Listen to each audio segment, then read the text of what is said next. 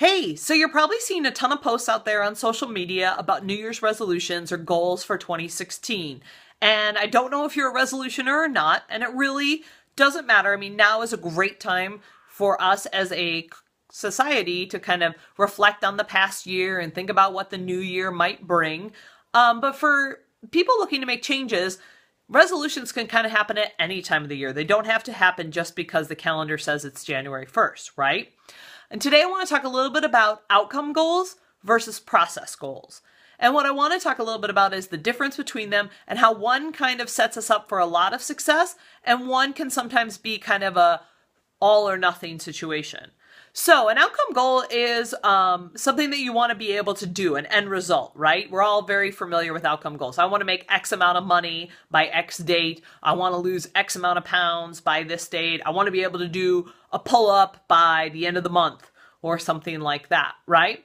And a process goal is more of a habit-based system. And this is kind of the system I use with my clients and in my groups of trying to get people to integrate things that are healthy building blocks into their lifestyle and make them part of their routine, part of their system, part of just the thing that we do, right? We learn the thing about the thing, we do the thing, and then we keep doing the thing as long as it's producing results and as long as it stays a healthy part of our lifestyle, right? Outcome goals can sometimes set us up for, when we set ourselves up for an outcome goal, like say I want to be able to do a pull-up by the end of the month, it's an all or nothing situation. When I get to the end of the month, either I'm doing the pull-up or I'm not doing the pull-up.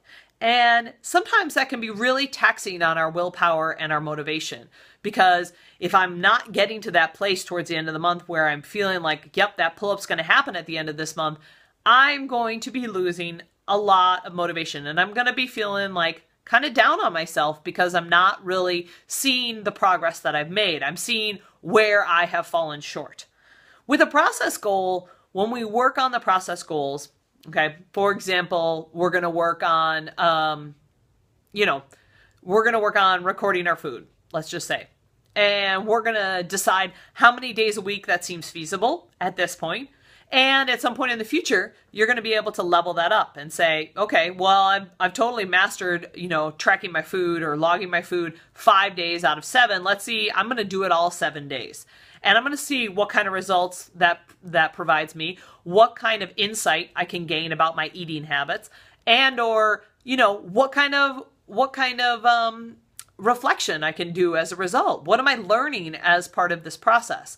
And is logging food something that's helpful to me? Is it something that I want to keep as part of my healthy lifestyle? Or is it something that I can use for a time and then put on the shelf? And maybe there are other healthy habits, such as getting in the habit of going to the gym or getting in the habit of taking a walk at lunchtime that I do want to keep in my life on a daily basis.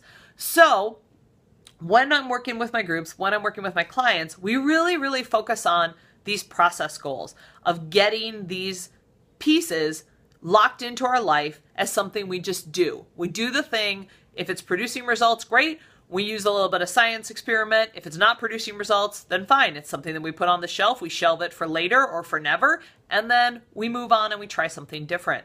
So I really encourage you to think about, as we're going in, and if you are interested in making a resolution this year, how can I make more of a process goal than an outcome goal? And have my process help me achieve my outcome without taxing my willpower and motivation and without making me feel like a failure. If you have any questions or comments about how to make process goals or how they can help you and you want to know more, you can hit me up in the comments below the video. All right, talk to you soon.